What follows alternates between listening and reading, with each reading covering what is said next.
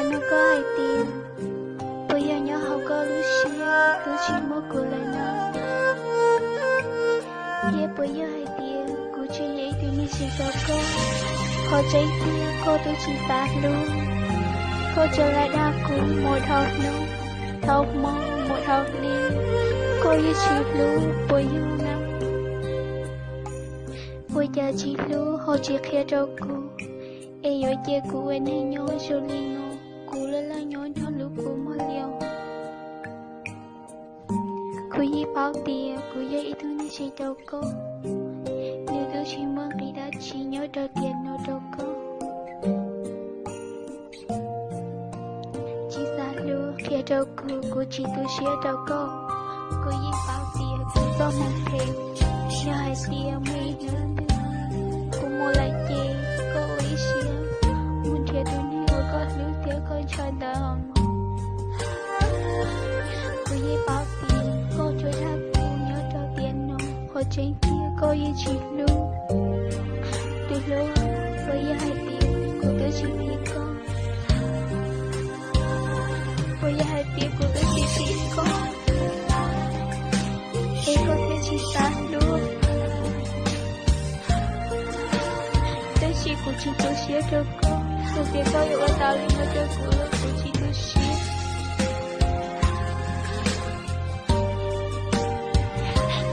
Tôi yêu mua lại mà nhớ con nữa. Và có câu mà muốn thiệt tôi nên con luôn. Mấy tiếng mấy tháng tư. Có muốn thiệt tao đến hệ của con lưu thiệt có nhẹ nó chết. Có chỉ thâu ở đó nếu tôi xía dạ thì khâu ở cho cô. Nếu con muốn tôi tao trên lịch chứ. Chú có lưu xía còn gì. Lưu nữa nữa. Lưu nào cũng như tôi hiểu có chỉ xa lưu. Chả mấy nữa tư em. Lưu họ chỉ xa lưu cô. Nhưng cô chỉ xa lưu cô. Chỉ là cô không muốn thể gì. Cô yêu quý xía cho con. Tới khi cô yêu chỉ lỡ lấy thứ nào. Chả hãy biết cô yêu có cũng lo lắng. Yêu chỉ lỡ lấy thứ. Lời cô yêu chỉ lỡ lấy thứ là tiếc. Chả hãy biết cô yêu chỉ phải dạy đâu cô. Em muốn nông em yêu yêu sư lý chỉ muốn là người đã chỉ. Là cô chỉ tôi xuyên. Thảo có mỗi có lưu ní cỡ rồi rồi.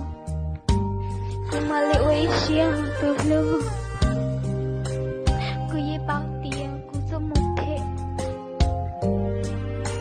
Thảo không có có lưu ní. Cỡ rồi nó.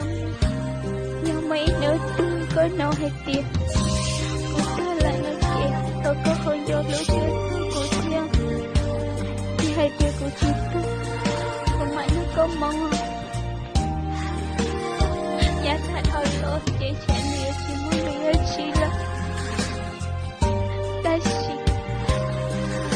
Cô yêu ở chẳng vô cô muốn tốt nữa tư. Cô yêu chỉ vô cô là. Ê cô yêu ở chẳng vô cô. Nếu thứ yêu thì ở xin gia đình nó chết. Nhớ trong hai việc. Một lúc cô. Em sẽ cô yêu nhớ cho cô. Một tóc ta cứ tiện đây nó. Nhưng nào cô có một. Để chỉ áo cô là chỉ cứ shit. Cứ lúc à. Lịch tiện. Trẻ yêu chỉ mua lòng. Ôi yêu chỉ tao xin chỉ xin lòng. Hỏi có yêu tối này ôi cô lúc cho. Ta shit. Trẻ yêu chỉ tao xin chỉ lấy chỉ. Mà mua con nữa. Muốn chết tôi có lý thế coi nhẹ đợi em. Có thiết xa luôn rồi nếu có thể chỉ cho yên đi có chỗ cửa.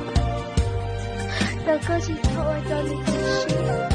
Nhà đi có ở chỗ cửa. Nhà hai tiền mấy đứa xí.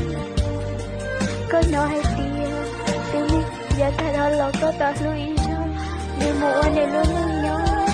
Chỉ nhớ lấy tư, chỉ nhớ lấy tư. Là chỉ thơ có hồ lưu tư. Chỉ có hồ chúa thơ nổi tiếng.